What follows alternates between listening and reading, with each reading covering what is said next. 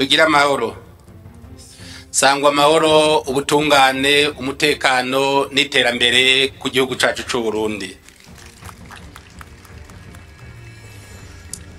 Nagira mbanze ubwa mbere na mbere mbanze ndabakengurukire mwebwe mwese mwigoye mukaba mwashitse muri kino kibanza. Nyengurukire bimwe bivuye ku mutima na cane abamenyesha makuru bose bari ngaha n'abagiye kudufasha muri iki kiganiro kugira abene gihugu bashobore kugira ico babajije ku bibazo biraba ubuzima bw'igihugu. Ndabakengurukire rero bimwe bivuye ku mutima. Murakoze.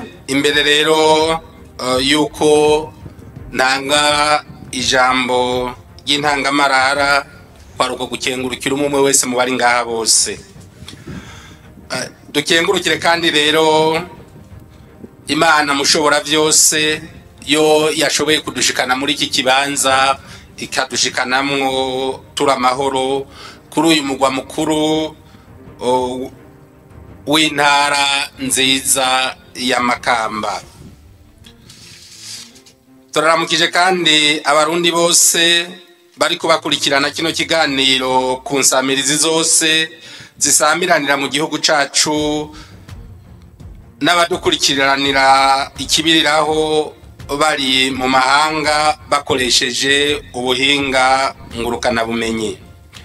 Mu nkundire kandi ndabashikirize indamuzanye n'icubahiro umukuru w'igihugu cacu c'u Burundi General Major Evariste Ndayishimiye, aho aramutsa abarundi bose abari mu gihugu n'abari hanze y'igihugu abifuriza kugira amagara meza, amahoro n'iterambere. Kino kiganiro kiremeshejwe n'urwego nshingwabikorwa rwa leta y'u Burundi, kibaye mu gihe nyenicubahiro umukuru w'igihugu cacu c'u Burundi aherutse gushikiriza abarundi n'abarundikazi ivyo leta mvyeyi leta nkoza arongoye imaze gushikako muri kino kiringo c'imyaka 4 irangiye yizewe na mwebwe bene gihugu. Mukaba mwarumvise neza aho urwego nshingwabikorwa rwa leta rugejeje ikivi. Ivyo rero tukaba tubikengurukira mwebwe mwese mwumvise akamo mwagiye murategwa n'indongozi mutako murakitabira kanatsinda turi kumwe twese birashoboka. Ivyo vyose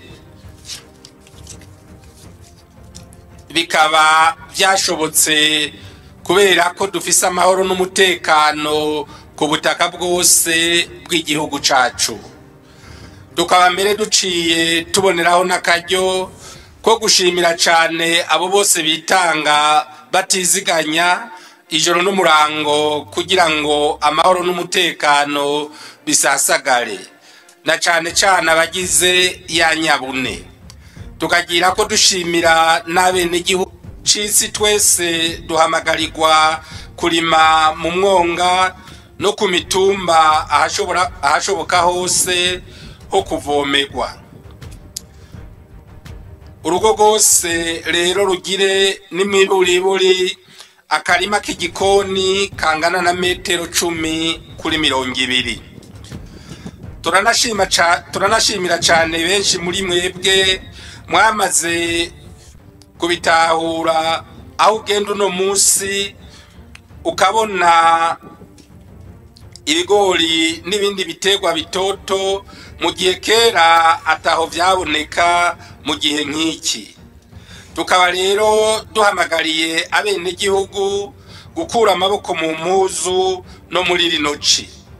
Mugira umwete murime gutyo tuduze umwimbu, turonke ivyo dufungura, ivyo tuziganya, eka turonke n'umusesekara abasumyi bahatorere akoyoko.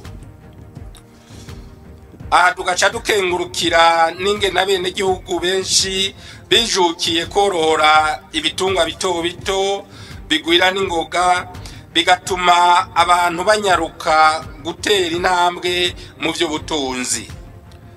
Muramaze kubona abantu benshi ko bashinga intahe bamenyesha ingene bashoboye kugwiza ubworozi bwabo, na cane cane ubworozi bw'inkwavu hamwe n'ingurube, aho bemeza ko ubukene buva ku bugaba no kutamenya. Turateye intege rero abo bose bijukiye ubworozi, dutera kamo n'abatarajijuka kwigira kuri abo bahizi mu iterambere.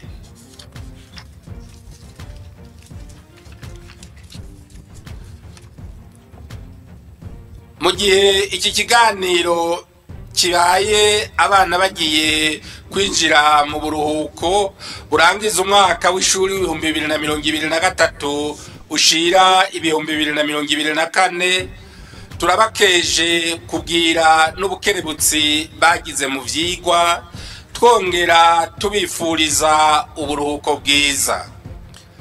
Bibondo, nimugende ngo murera amaboko. Muri buno buruhuko murafasha abavyeyi banyu udukorwa two muhira, mugendere indero runtu, murafashe kane nuko inzego z'igihugu zikorana neza mu bumwe ntangere atawanja wangura. Tukaba tuboneye akaryo ko gusaba abarundi kwirinda ibihuha aho biva hose, aho usanga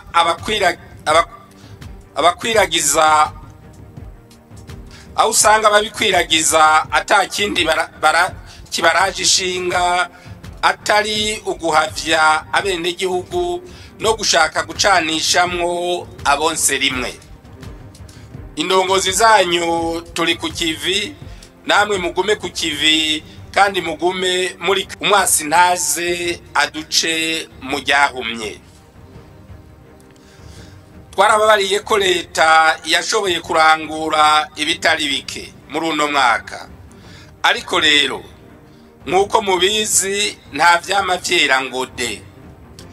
Haragiye haribonekeza ikena ry'ibintu vyankenerwa bimwe bimwe mu gihugu biturutse ku ikena y'amafaranga mvamakungu, aho mbere haciye hibonekeza ubube gito bwa bamwe baca bikika mu kiza kugira na bimwe bike twasabikanije bace bashaka kuvyikumira ko no kubidandaza amafaranga y'umurengera.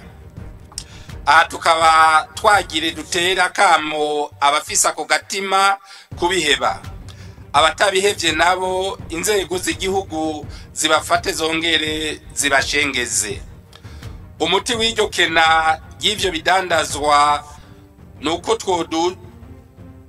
umuti w'iryo kena y'ivyo bidandazwa nuko twoduza umwimbu, tukaronka ivyo duhingura dushorera hanze kugira natwe turonye ibitwinjiriza ayo mafaranga mvamakungu. Mwibuke ko twimirije ibihe vy'amatora, dusaba abarongoye imigambwe gutegura imigambi itomoye ifitiye ineza bene igihugu. Umugwi bijejwe eka n'abarundi bakunda igihugu cabibarutse nabo baje ku kivi, bigishe abantu kwigenza neza mu bihe vy'amatora. Ugwaruka ntiruze rusubire kujuragirizwa nko mu myaka ihitiye ngo bahave basanga bwa Burundi bwiza bwifashe mu bihumbi 2040 kandi buteye imbere mu bihumbi 2060 bariko barabwonona.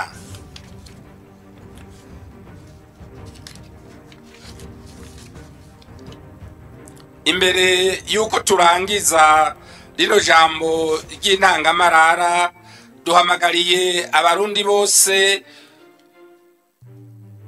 kugira gwabo amerekezo y'iterambere ry'Uburundi bwifashe mu mwaka w'ibihumbi 2040 buteye imbere mu mwaka w'ibihumbi 2060. Iyo mbona kazoza itegerezwa kuba ihangiro rya zina Murundi wese mu vyasanzwe akora vyose. Umwe wese mu bimwerekeye ahamagariwe kuduza ikivi.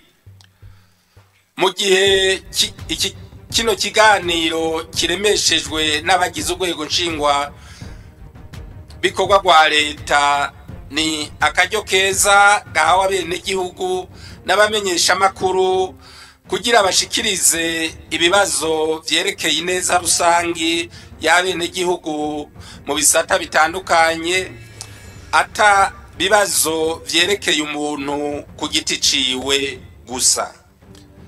Si ikiganiro co gushinga canke guciramwo imanza. Abafise ibibazo vyabo bisangije, hariho umugwi ubumviriza ubereka inzira bocamwo. Nkuko twabibamenyesheje igihe twatangura ubu mugigwa, twari twabemereye ko tuzowubandanya. Rero imvugo yajanye n'ingiro, tukaba dufise akamwemwe ko muri kumwe natwe kuri uno munsi. Murakoze.